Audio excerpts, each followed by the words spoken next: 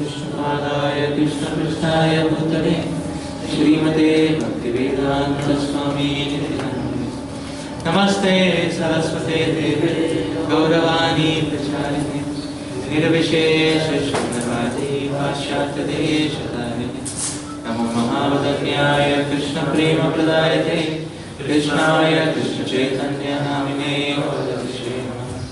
हे कृष्णा करुणा सिंधु दीनबंधो जगत्पते गोपेश गोपिकान्त श्रीनाथान्त नमोस्तुते तप्तकाञ्चन गौराङ्गी श्रीराधे राधेश्वरी वृषभानुसुते देवी प्रणमामि हरिप्रिये नीलाचल निवासाय नित्याय परमात्मने बलभद्रा सुभद्राभ्यां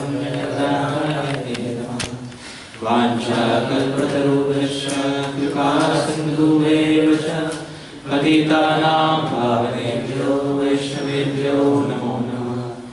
जय श्री कृष्ण चैतन्य प्रभु नित्यानंद श्री अद्वैत गदाधर शिवासादि गौरभक्तवृंद।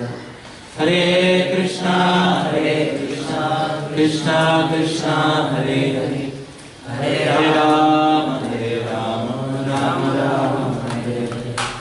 मुखं करोति वाचालं पङ्गुं गायते यत्कृपातमहं वन्दे श्रीगुरुं दीननाथं।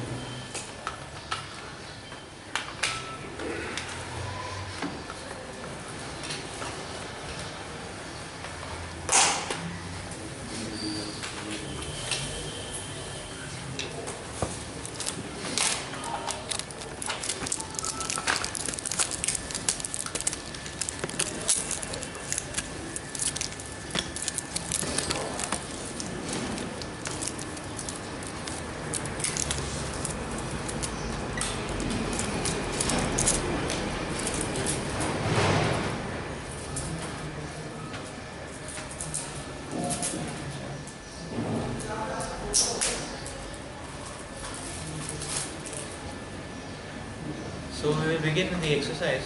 The exercise is that we read up the following slides which give the commentaries of Vishwanath Chakravarti Thakur on text 13 and 14. And then there is the exercise to discuss in pairs about tolerance, exchange the stories of tolerating difficult circumstances, conditions on Sankirtan or in other services for Krishna, and we exchange stories of tolerating or working with difficult devotees. How can we develop the quality of tolerance? So this is a discussion which we can do. So we read up these slides from text 13 onwards, from this slide onwards, and then we pair up and discuss about tolerance. So we take it up.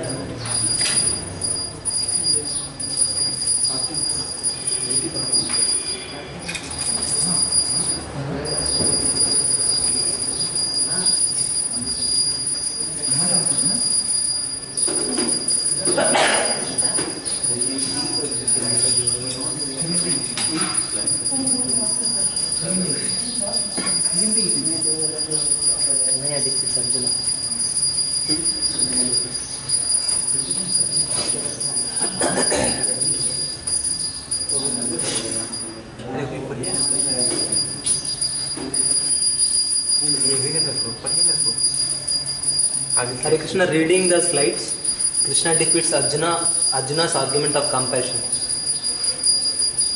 Bhagavad Gita 2.13 Dehinosmin yata dehe kaumaram yavanam jara tata deha paratapim dhira satanam.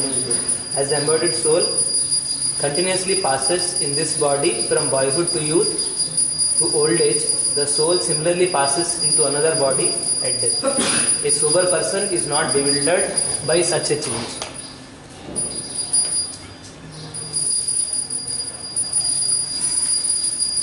Now the point is, as from the mother's womb, from the very beginning of our birth, as the body develops, similarly after coming out of the body, it also develops. But the spirit's path is there, the same. The body takes development. So now that development, from this small child, he becomes a bigger child, then he becomes a boy, then he becomes a youth, then gradually an old man, like me. And then gradually, when this body is no longer useful, then it has to be given up, and another body has to be taken. This is the process of transmigration of soul. New York, March 11, 1966.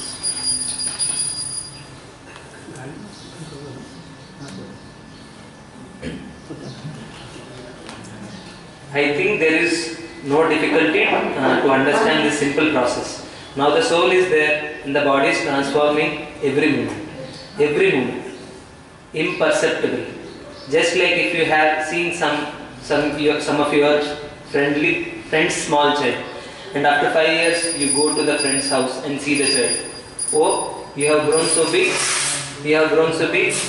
but the father mother cannot see because they are seeing daily. They do not see that how my child is growing daily. But a man who comes all of a sudden after 5 years, he says, oh, the child has grown up.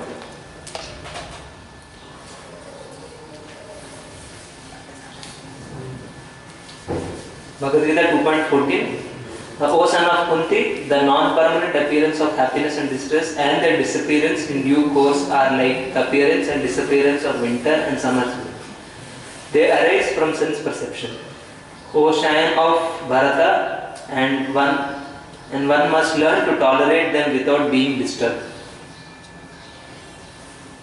Pair exercise: divide into pairs, exchange stories of tolerating difficult conditions on Sankirtan or in other services for Krishna. Exchange stories of tolerating working with difficult devotees. How can we develop the quality of tolerance?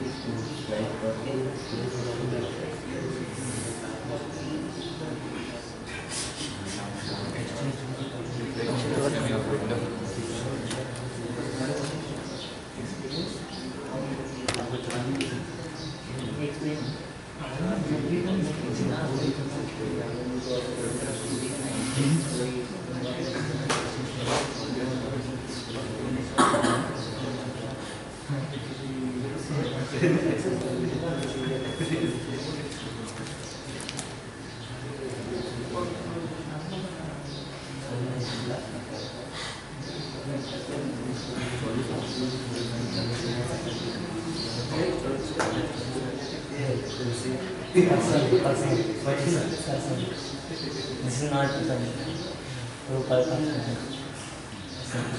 is personality.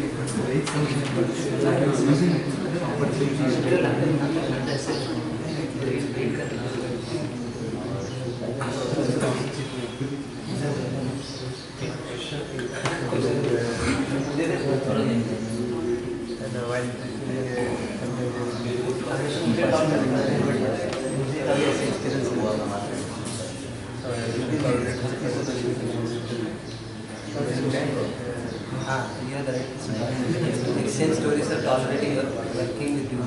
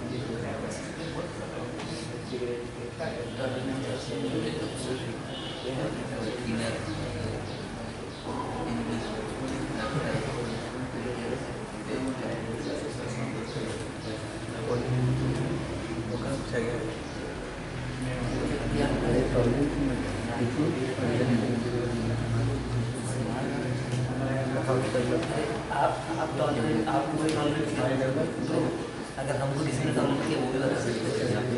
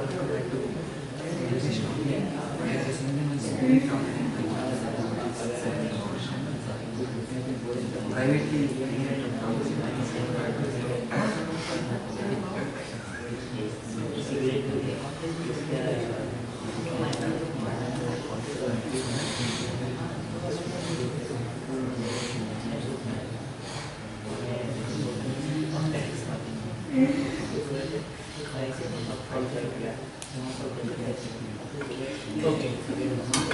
So we will just take one or two responses and then we will move forward.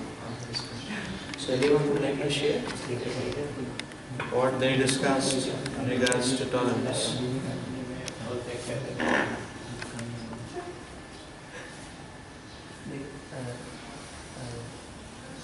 Sometimes the seva is given where two authorities are involved. One authority tells do it and the other authority chastises why we did it.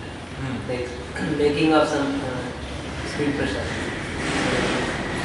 Preaching coordinator tells to make and the accounts devotees will be angry that we have made over budgeted. So we have to tolerate it. Understanding the conditional situation which is there. Okay.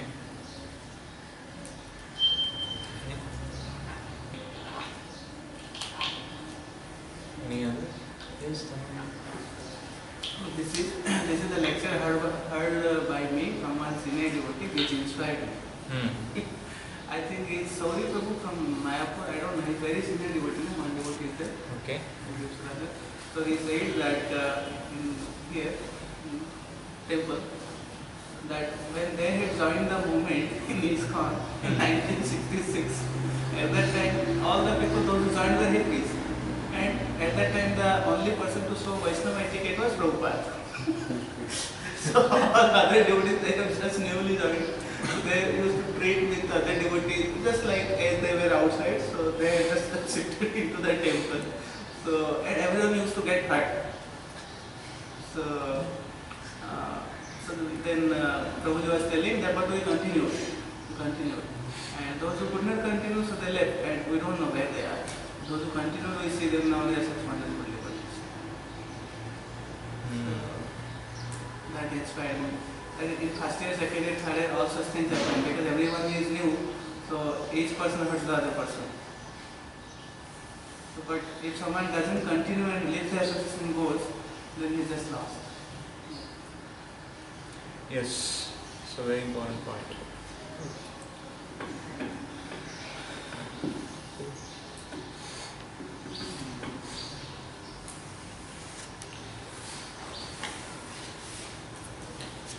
So yes, problems should not be seen as an excuse to dilute one's practices of Krishna consciousness or one's position. But problems should be seen as an opportunity for one to go deeper. So yesterday we had touched on the point of the aspect that every situation has a thread of temporality and has a thread of eternality. And if we relate with the thread of temporality, we land up in a hollow and empty experience. And if we relate with the thread of eternality, that takes us further on the pathway of liberation or emancipation. So he cited a very nice example to which we encounter in our lives, that yes, because the devotees are new, so we may not experience very sensitive or soft or mature dealings. So now how do we take it? We take it, okay, that devotees are not caring for me, there is nothing, nobody is a mature devotee and things like that. And take it as an excuse to reduce our fervor of Krishna conscious practice, or to land up into a pool of complaints and critics and so on and so forth. All we use as an opportunity that, okay, because the situation is not good, so let me go deeper and let me at least set a right example. So that's what Radhanath Swami talks about, that when we see wrong outside, at least because we are able to recognize, at least we can take a lesson for ourselves, that let me not do this to others. At least recognizing the problem externally, we At least we resolve for ourselves that okay, when I will not further this, considering how, the agonizing effects it has on oneself, on myself, at least I should not be a transmitter, a propagator, an initiator for this wrong on others, for this anger on others. So this is called as taking a positive step, or using the situation.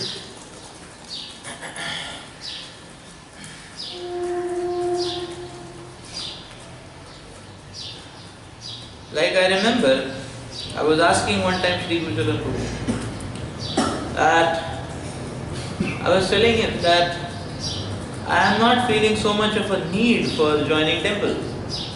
Because I am already preaching at 3-4 places and I am very happy with that, and already services are going on. So what is the need to take the next step further? What should be the motivation? And then he gave a very wonderful reply. This he asked me personally, and then we had a counselor camp, and there he answered the question. He was asking what to speak on topics, so I was telling this topic is speak.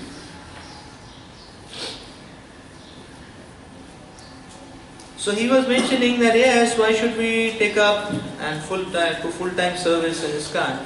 And then he was mentioning that there are so many ISKCON temples and so many places preaching is lacking, training is lacking, dealings are lacking. So there is some scope for us to go and do something there. Because everything is replete and perfect, then what are we going to do? We can only we can only clap. Now it is wonderful to just clap and sing around, but we will get frustrated. Just clapping and watching others doing a very wonderful display of service. So loopholes should be taken in that perspective. And the interesting thing about the newness, the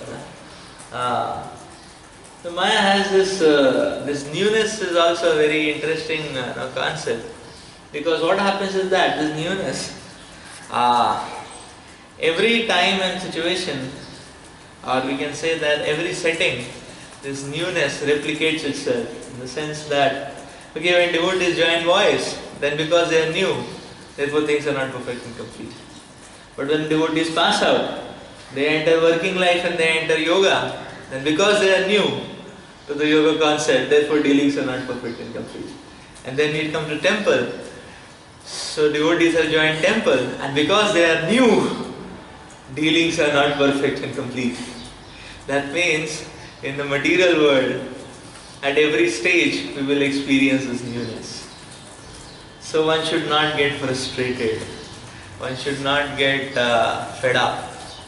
One should not get, So because one is new to voice, because one is new to temple, because one is new to a different lifestyle, because one is new to, in temple also, one is new to the PDC batch, because one is new to the pass out PDC batch, because one is new to the new seva which he has got, because the new mission which has come in is a new thing. There are going to be discrepancies always.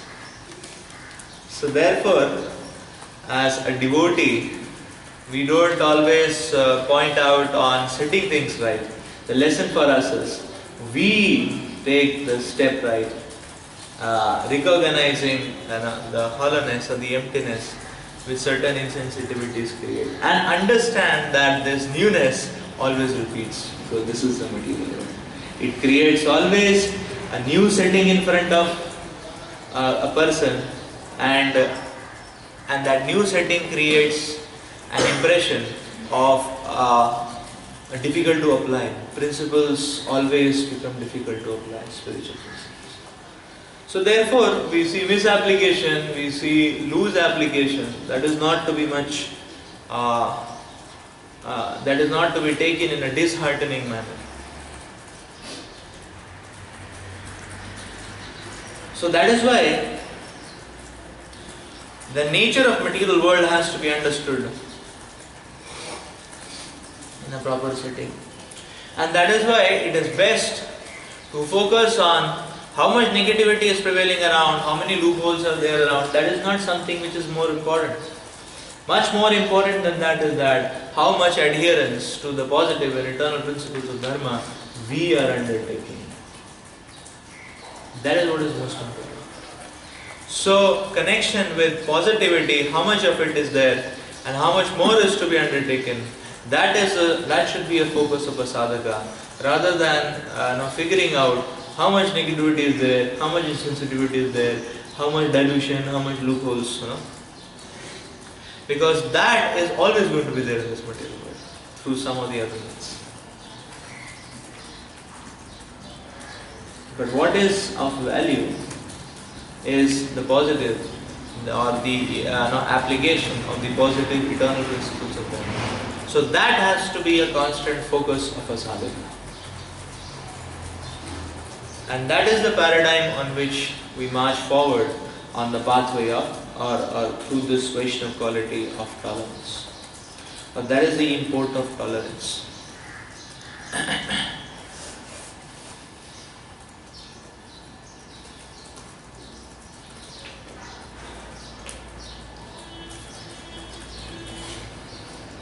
So we will read that text 16. Nasato vidyate bhavo, na bhavo vidyate satah, ubayora vidhishtu antas, tab anayos tattvadarshibhi. Those who are seers of the truth have concluded that of the non-existent, the material body, there is no endurance. And of the eternal, the soul, there is no change. This they have concluded by studying the nature of both. There is no endurance of the changing body, that the body is changing every moment by the actions and reactions of the different cells is admitted by modern medical science, and therefore growth and old age are taking place in the body. But the spirit soul exists permanently, remaining the same despite all the changes of the body and the mind. That is the difference between matter and spirit. By nature, the body is ever changing, the soul is eternal. This conclusion is established by all classes of seers of truth, both impersonalists and personalists. In the Vishnu Purana, it is stated that Vishnu and his abodes all have self-illuminated spiritual existence. Jyotishmi Vishnu, Bhuvanani Vishnu. The words existent and non-existent refer to spirit and matter. That is the origin of all spheres in truth. This is the beginning of the instruction by the Lord to the living entities who are bewildered by the influence of ignorance. Removal of ignorance involves re-establishment of the eternal relationship between the worshipper and the worshipable, and the consequent understanding of the difference between part and parcel, living entities and the Supreme Personality of Godhead. One can understand the nature of the Supreme by thorough study of oneself. The difference between oneself and the Supreme being understood by the relationship between part and the whole. In the Vedanta Sutras as well as Srimad Bhagavatam, the Supreme has been accepted as the origin of all emanations. Such emanations are experienced by superior and inferior natural sequences. The living entities belong to the superior nature as it will be revealed in the 7th chapter. Although there is no difference between the energy and the energetic is accepted as a supreme, and the energy or nature is accepted as a subordinate. The living entities therefore are always subordinate to the Supreme Lord, as in the case of the master and the servant, or the teacher and the taught. Such clear knowledge is impossible to understand under the spell of ignorance, and to drive away such ignorance, the Lord teaches the Bhagavad Gita for the enlightenment of the living entities for all time.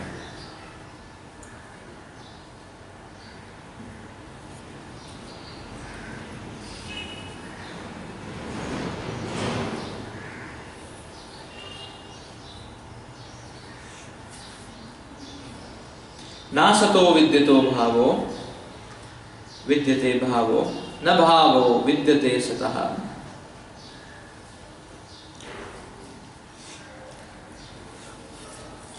So if you look at the construction of the composition of these lines A and B,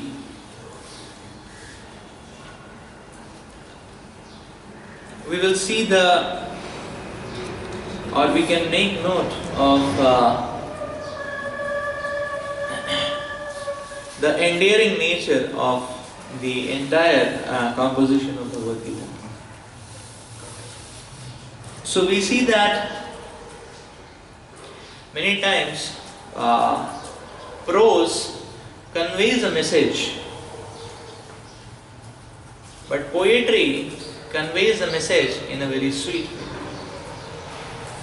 So if we see the constructions of lines A and B, we will see there is inversion in the construction of the words. Na sataha vidyate bhavo, na bhavo vidyate sataha. So it makes it as a very enriching experience of words which are rhyming, words which are the play of words, and which conveys a meaning very powerful. So that which is eternal, there is no cessation, and that which is temporary, there is no endurance.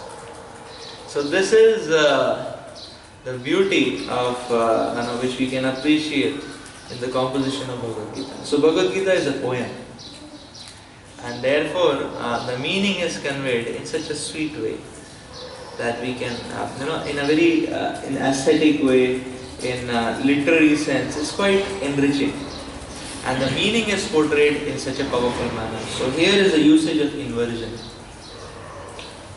of words. Just like we say many statements, just like this here statement, ask not what the nation has done for you, ask what you have done for the nation. So this is a similar example of inversion of usage of words. So it makes an appeal, and in a very enriching manner. Or we can say that you can take a devotee out of Vrindavan, but you cannot take Vrindavan out of a devotee. So this is another example of inversion of construction of words. So this is a alankar. It is called as an alankar. That means an ornament in a literary sense. So we can appreciate that Krishna is not just giving us the message. The answer of the message is a thrust. Many times it comes, the prose comes like that. Like say for example, if you read 5th canto of Srimad Bhagavatam, then there are verses which you cannot rhyme, and you can try to sing it, but every time you try, it's a different melody, and it's a different rhythm, because it's prose. It's very difficult, it's a very long verses and all that. So, but then here in Bhagavad Gita, the Lord is speaking. He's not just speaking and giving the philosophy. Oh yeah, I am done. But the way in which the Lord is giving the philosophy, that is also very sweet. So that's what we will see, that how Krishna is the Lord of sweetness. So everything which comes out of the Lord is so sweet. So connection to Krishna is so sweet, and the explanation of the connection is also explained in a sweet way. On all angles. On one hand, Bhagavad Gita understanding is quite pictorial. So we see analogies every now and then for us to be able to appreciate and relate. At the same time, the pictorial explanations are loaded with so many alankars like this.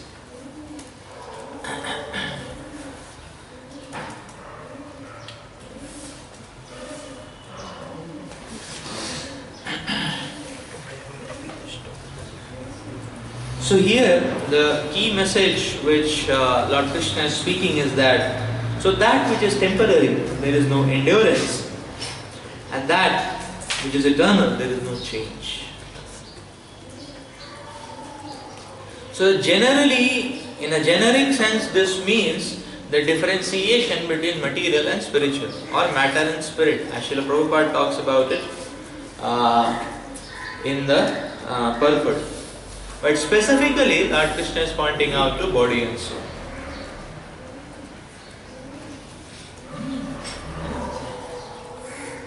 So this is a very beautiful instruction which the Lord is explaining here.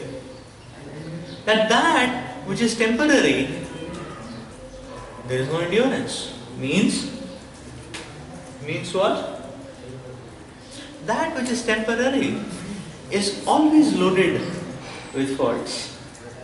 There are going to be discrepancies, always. So which means on a temporary platform, amidst temporary activities, or material activities, bodily activities, if we put in the meaning. So in material activities or in bodily activities, there is always going to be discrepancies. So that is why the words are mentioned, there is no endurance. That means any setting is there, it will be difficult to endure. Because that which is temporary is always going to be loaded with faults and loopholes. So therefore, what to do? Don't worry about the temporary things. So don't take the loopholes very seriously. Because whatever setting takes place, there are always going to be discrepancies and loopholes. Is it not? That is material world. Like for example, now we are staying in yoga, and so how should the prasadam be? Prasadam should be very high class. Prasadam should be simple. What should prasadam be? Now let us say prasadam is very high class. There are 4 items in the breakfast, there are 8 items in the lunch, and there are 6 items in the dinner. Prasadam is very high class, out of the world, like that. Then do we think that things are going to be very wonderful? So it has its own consequences, is it not? The prasadam is very high class, then prasadam will occupy a very prominent place. And in discussions and everything, what will remain is prasadam. Now prasadam is wonderful, but it has its place value, is it not? It has its own place value. We overdo it or overstretch it, it becomes prajalpa. Is it not? So, and then everybody is just figuring out what will be the menu tomorrow, and which item and which recipe of paneer will be made tomorrow, and things like that, and somebody is worrying about, so whole life will be just centered around prasadam, and eating, is it not? Like sometimes I share my experience. I had gone to Bangalore yoga for the first time, and the first day, I was feeling hungry and there was no prasad, and I was wondering, 8 o'clock, 9 o'clock, I was a little humble fellow, So I was just sitting and wondering, drinking water and holding my stomach and pressing my stomach. And then I was figuring out, chal kya raha hai, what is going on? Even while chanting, nobody was there, and something was happening, but nothing was coming out, And I was wondering, now the morning program got over, and then I couldn't resist myself. I was looking, went into the kitchen. 8, 9 devotees were focused. They were making something, a lot of things, this, that. It was like brunch type of, because so early you cannot construct such a wonderful feast, like that. And it was 12 item feast. It was mind-boggling. 4 types of sweets, and what all types of fruit, custards, and it was mind-boggling to eat, like that.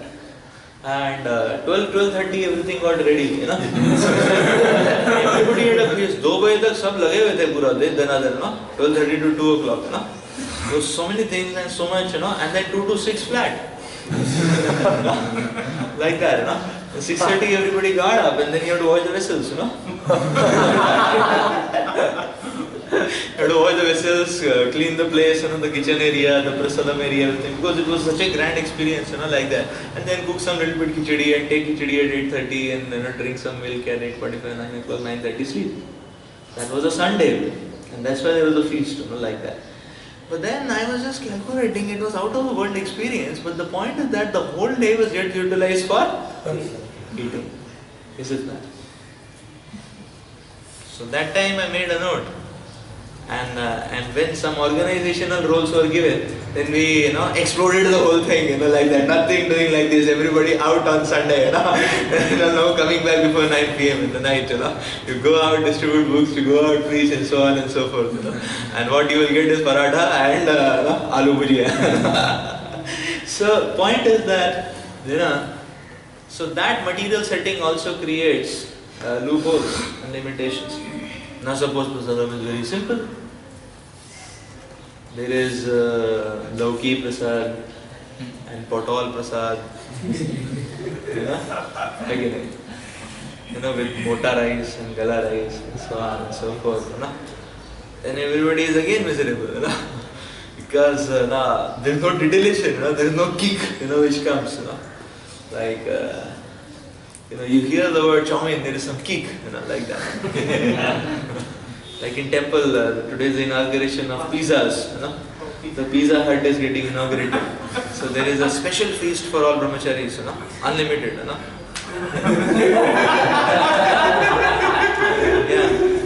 it's there in the temple today. So it has been the highlight since 1 week in temple.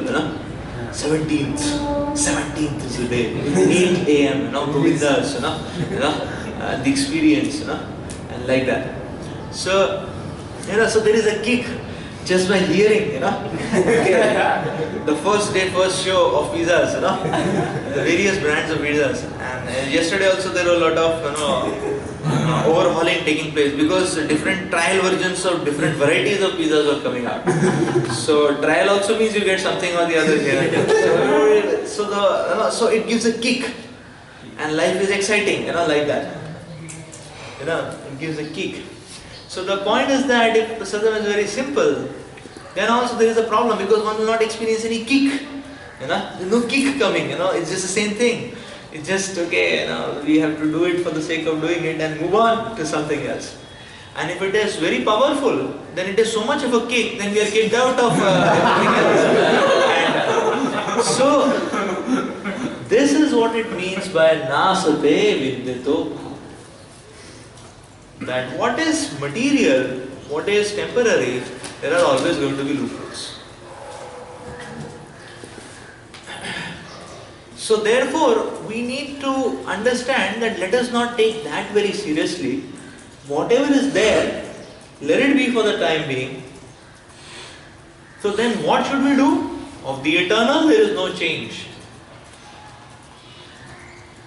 So the focus has to be on the spiritual aspect. The focus has to be on...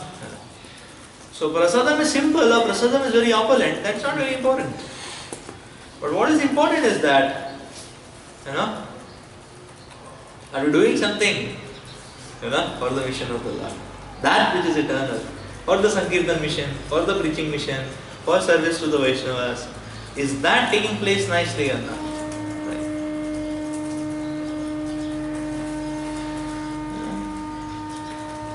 Obviously, devotees who are in prasadam management should take it in a balanced way. That sometimes there is a kick and there is taste, and all the time it's hygienic and healthy, and sometimes it's simple, sometimes, so there is a balance. Because bhakti is yukta. On the pathway of bhakti, we can only proceed or progress in a balanced way. If you become too much one-sided or extreme on one end, it doesn't become. Because many times taste and health also contradict. If you want taste, it has to compromise on health. If you want healthy food, it has to compromise on taste. Many times it goes like that also. So what to do? An expert personality, he does a balance. He gives health and sometimes gives taste. So there is a balance which is created. So yes, for the devotees in the organization of it, they need to be quite focused to give a good experience and a healthy experience to everyone. But for others, what we understand is that whatever settings are coming in, we take it out and we focus on that which is not changing. Right? That which is not changing.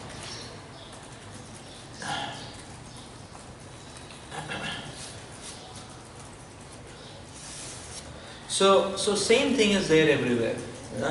In an atmosphere, if too much care is there, we'll feel pampered and sometimes spoiled up, like that. If no care is there, we feel empty and hollow, and dry, like that. So, and any balance or any permutation combination of which will have some or the other loophole. It may fit, some part of our need may fit, and some part of our need will anti-fit, like that. So this is called as no endurance. So better we focus on that which does not change. Care is spiritual. Care is spiritual thing. It is a eternal principle. Which one? Care. Prasadam okay, but care is. Now different devotees understand different things as care. So, for example, say a particular devotee, his notion of care is that he will go and serve some prasad to the other person, like that. But the other person's notion of care will be that, that you give me time, not prasad. And some people's notion of care is that you don't give me time. That means you don't take my time. Don't do too much follow-up. Yeah, don't do too much follow-up. Once in a month, we can do a handshake. That's wonderful. And somebody accepts that as encouragement. Chhod do mujhe, and somebody accepts, if you constantly keep hold of his hand, then he feels very nice. You understand? So different devotees give care in a different way. Different devotees take care in a different way. Need care in a different way, and the definitions are different. So that means that now we can try our best, and we should try our best, obviously. When to take care of devotees the way they need care, like that. But whatever you try and whatever you understand, there are always going to be limitations in that. So whichever permutation combination we apply, some devotees are going to be ecstatic, some devotees are going to be miserable. Like that. जैसे ये तो प्रभु जी चिपकू है छोड़ते ही नहीं और ये तो प्रभु जी बाबा जी है पकड़ते ही नहीं So the point is that, or any permutation combination you apply, so that is why it is said nasate vidyate. Therefore we should not get too much obsessed. Sometimes when we enter a particular framework and we see there are problems, so we want to bring about a revolution and change. So we will work hard and bring about a revolution and change if at all we are able to, and the situation and the Vaishnava community allows us to do that. But even if we bring about a revolution, we will see that not much has changed. Because previously also some people were happy and some people were miserable and some were neutral and some were indifferent, and now also the same permutations exist actually. It's just that what people were in which group, that has changed. Those who are miserable may have become a little comfortable, those who are comfortable have become a little miserable, and things like that. It's just a shift of groups which has happened, and the material world remains the same. So that is the eternal principle. So the point is that, therefore, focus should not be on overhauling. Many times when a new person takes a department, he says, I will, all the policies are changed, new policies, new rules are coming, this happened, that happened. The effect, same. Is it not? And that's what you see in the material world also. Like sometimes for railways, like that. So sometimes they do, okay, Tatkal ticket 4 days, 3 days, 2 days, 1 day, A reservation booking 4 months, 2 months, 1 month, Again 3 months, 4 months, So anybody comes new. But similarly, everything. Board exam, board exam.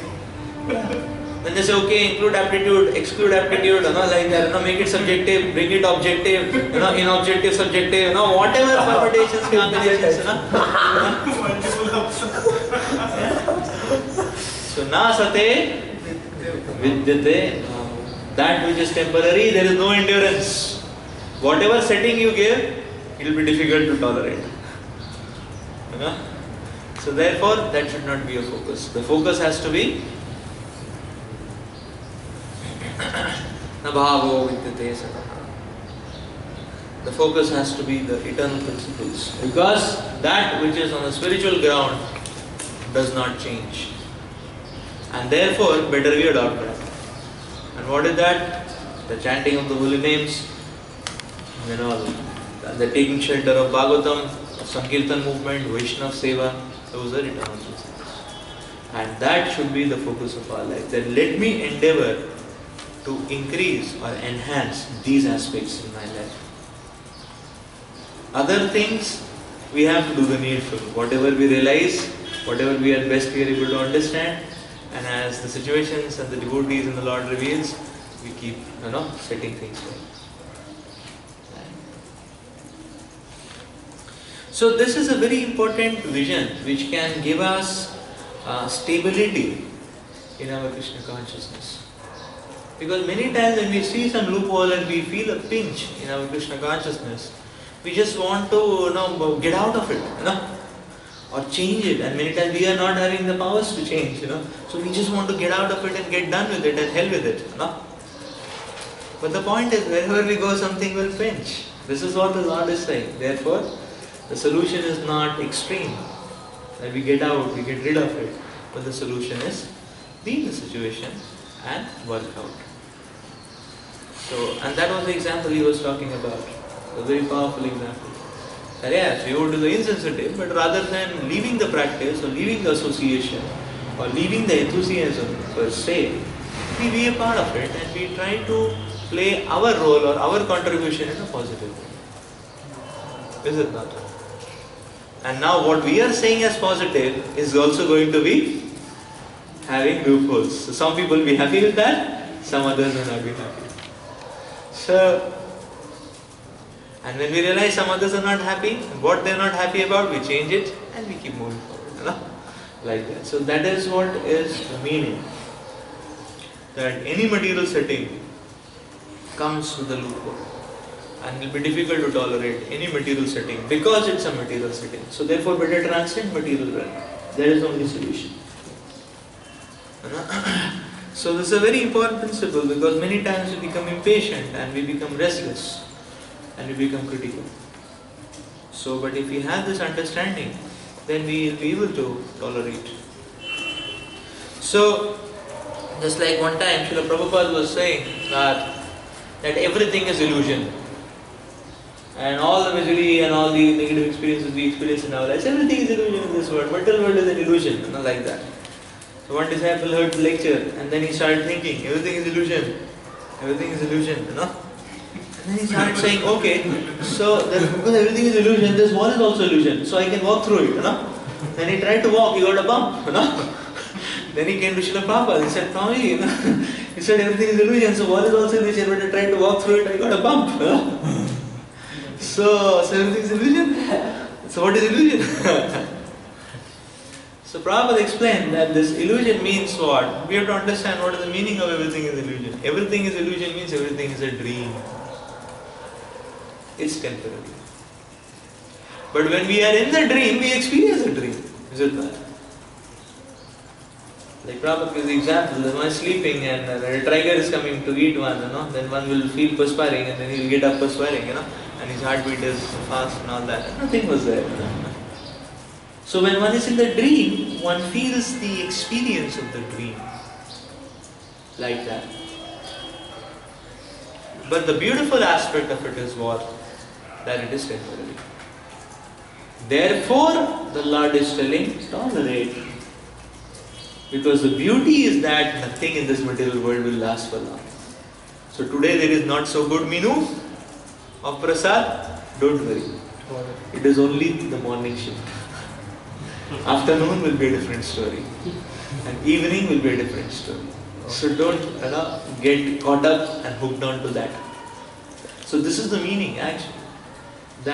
So illusion means illusion does not mean that it will not affect us. What is happening will affect us, Is it not? Like some devotee spoke something we did not like, don't worry. Evening you meet that devotee, he will speak something else. Because he will be in a different position, physically, mentally, the situation will be different, what will come out of him will be different. So right now what came out we didn't like, don't worry. It's not going to remain like that always. So this is the meaning. That when one is in the dream, then the experience of the dream will be there. The effect will be experienced. But we don't focus on the effect, or we zoom out of the effect, not give too much priority to it, understanding that this pinching me, but it will not stay for long. Tomorrow is a different day, it's a different weather, it's a different city. Like that. So that is the meaning. No? And so therefore, the whole point is that, therefore, if we understand this, then we will understand that what is the illusion. Any material situation is not illusion. The illusion is, therefore, Shastras point out to this conclusion of what exactly is illusion then. The illusion is not being able to connect a particular situation or thing to Krishna. That is the illusion. Otherwise, there is no illusion. So, misery, negativity, insensitivity, so any such negative experience is the outcome of not being able to connect a particular situation to Krishna. So that means the actual misery is not being able to connect to Krishna, and not the situation per se, not the external settings per se. Is it?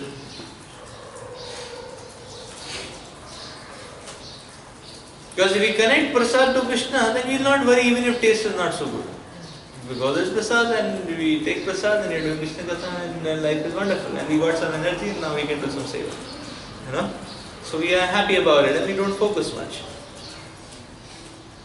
But with the substance, spiritual substance, the Krishna conscious substance goes low, then it becomes a problem. Kya ho raha hai voice mein? Koi dekh hi nahi raha hai, nobody is concerned. Everybody is driving his own vehicle. So it becomes. So the whole point is that misery means not being able to connect to Krishna. And that is what the Shastras are telling. Ritay artham na pratiyeta na pratiyeta cha atmani. So when we see connection, so we need to see connection of everything with Krishna. Na pratiyeta cha atmani. If we don't see the connection of something to Krishna, that is called as Maya. This is the definition of Maya, which Shastras are giving. Not being able to see the connection with Krishna. We'll go to the next verse. Take 17. Avinashi tu tatvitti yena sarvam idam tatam Vinasham avyayasya na kaschit kartum arhati.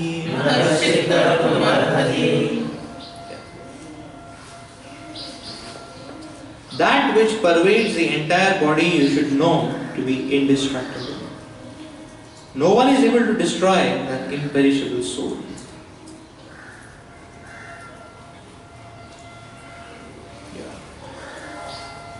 So Avinashi means imperishable or indestructible, and Avyayasya means, so that also is translated as imperishable, but Avyayasya means that there is no deterioration because of old age.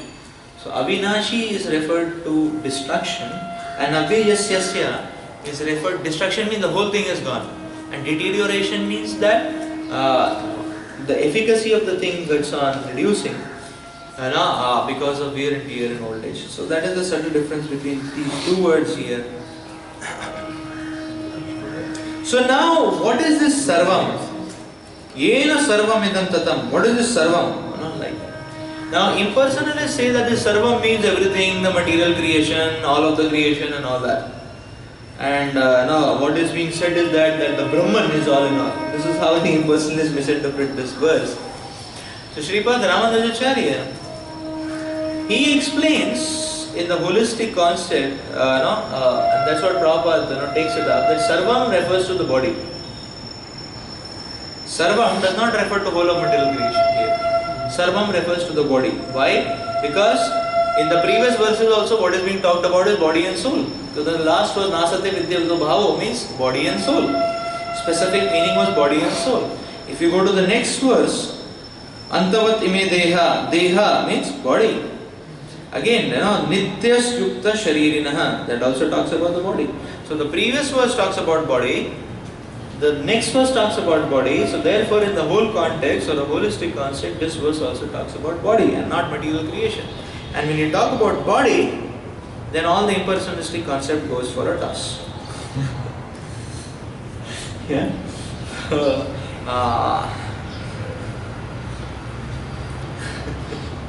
All the impersonalistic concept goes for a toss.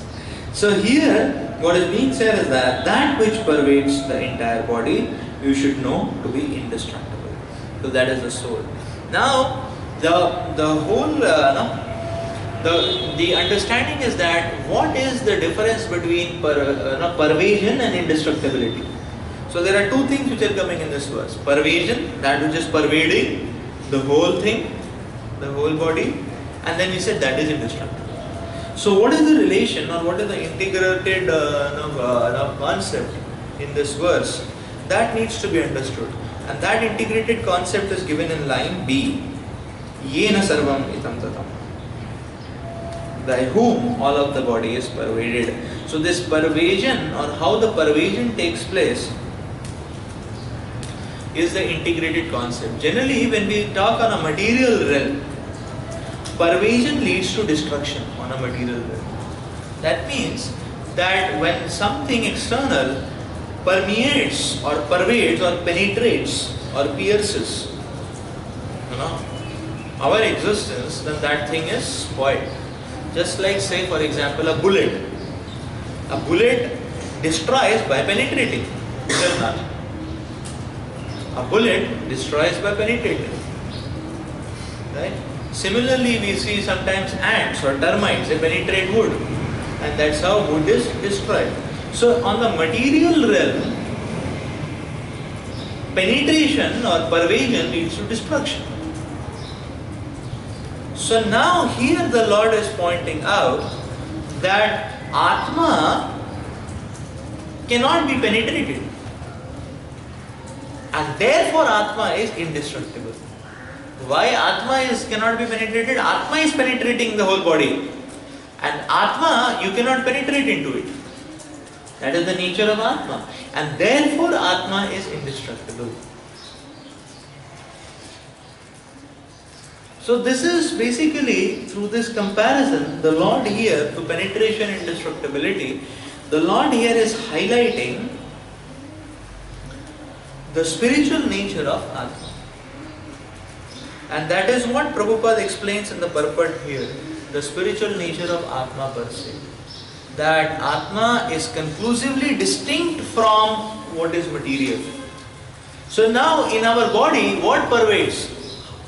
How does the soul pervade? The soul pervades through consciousness. And this is what you will see Srila Prabhupada explains in the purport here. That this is what, so Prabhupada is quoting on this nature of the soul, that which spreads, anyone can understand that what is spread all over the body, it is consciousness. Because everyone is conscious of the pains and pleasures of the body in a part or a whole. But my consciousness only permeates and pervades in my body, and I am not in your body, is it not? So therefore I am not conscious of the pain which you are having, and vice versa.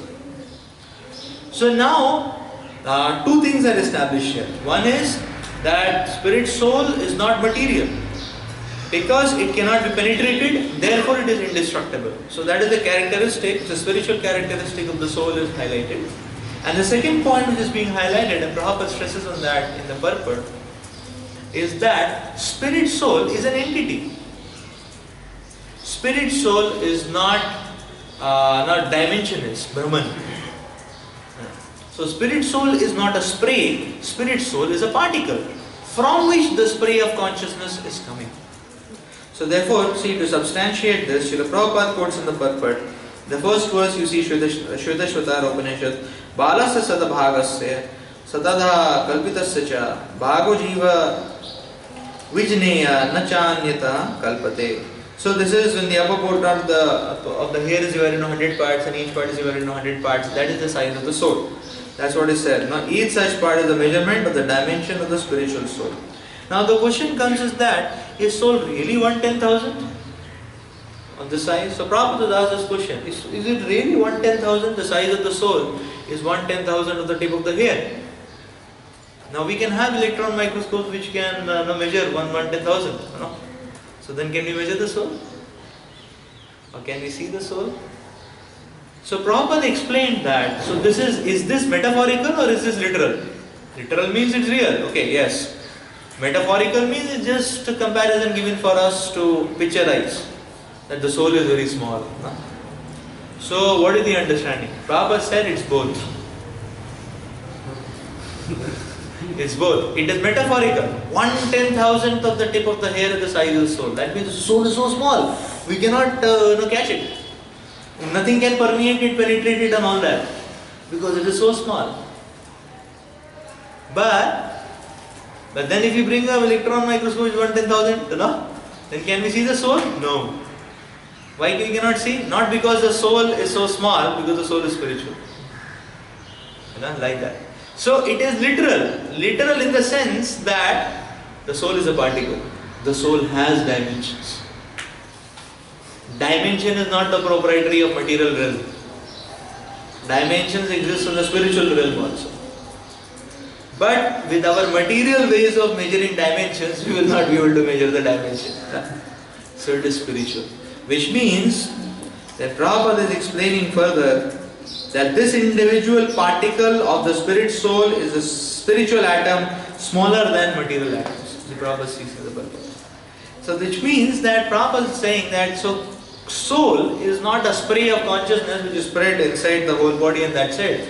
Soul is a particle from which consciousness is oozing out or exuding out. That's the meaning, that the soul has dimensions. It's not just symbolical. It has dimensions. And it's a particle and everything exists. And then you see, the next verse which Prabhupada quotes is from Mundak Upanishad. And where Prabhupada, the measurement of the atomic soul is further explained. I'll just read the translation. The soul is atomic in size and can be perceived by perfect intelligence. This atomic soul is floating in the 5 kinds of air which we know: prana, apana, vyana, samana and udana. And this atomic soul which is floating is situated within the heart and spreads its influence all over the body of the embodied living entities. When the soul is purified from the contamination from the 5 kinds of material airs, its spiritual influence is exhibited. So all these airs, they exert a certain kind of force in different directions. Like one kind of force, always forces things down.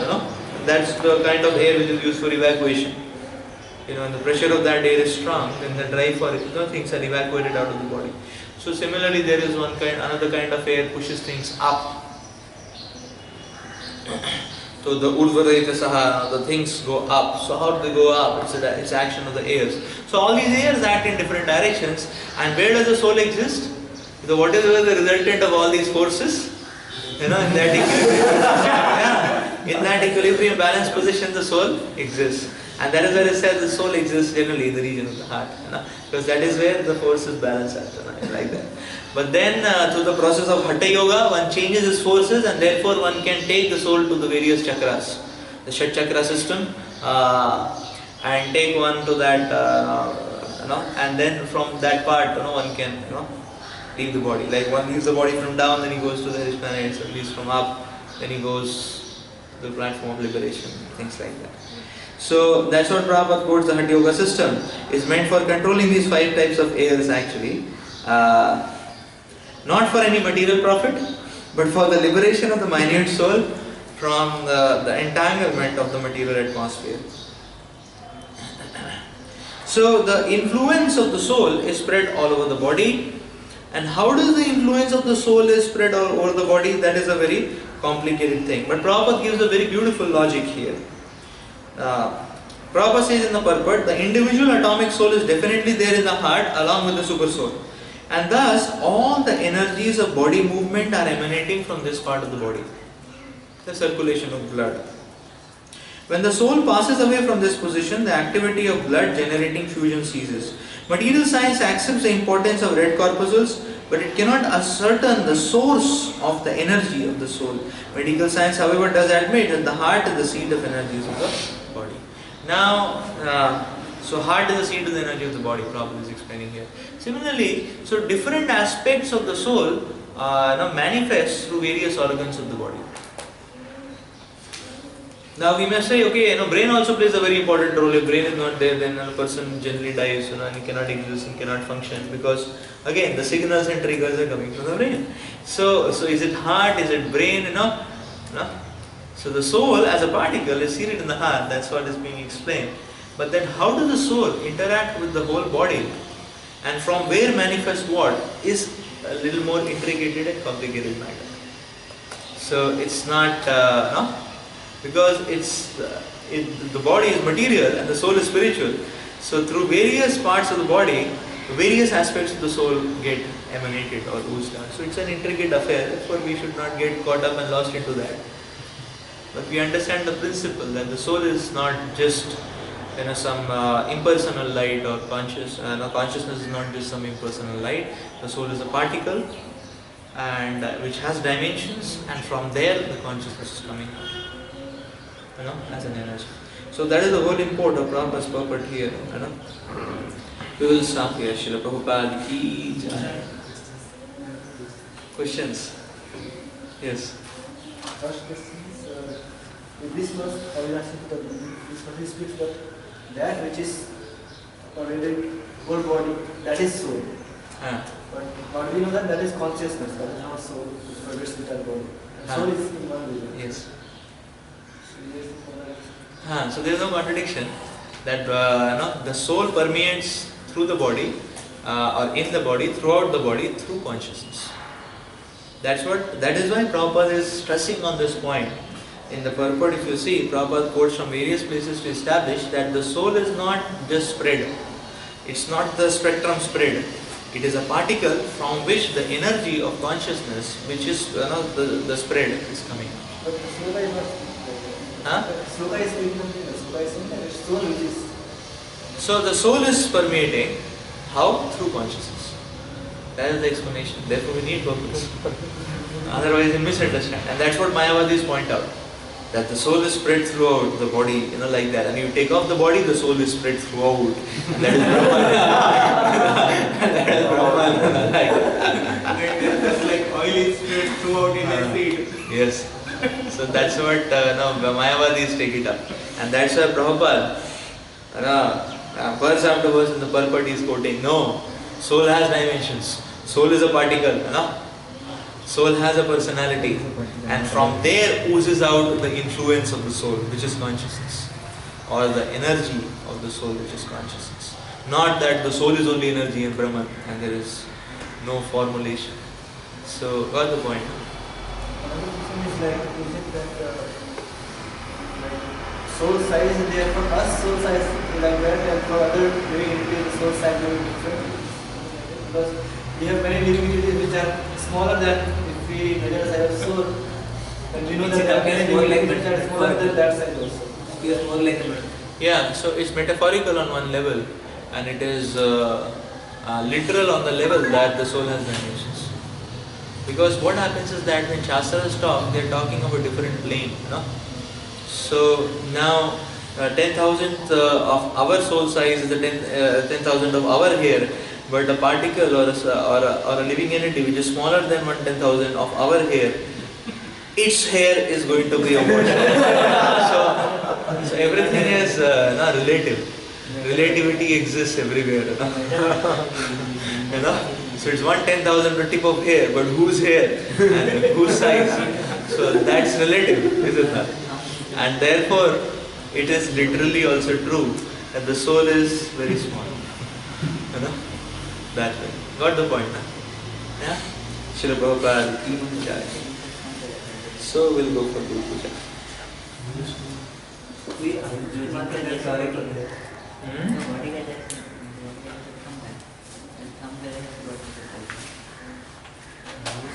Air element, high type of air.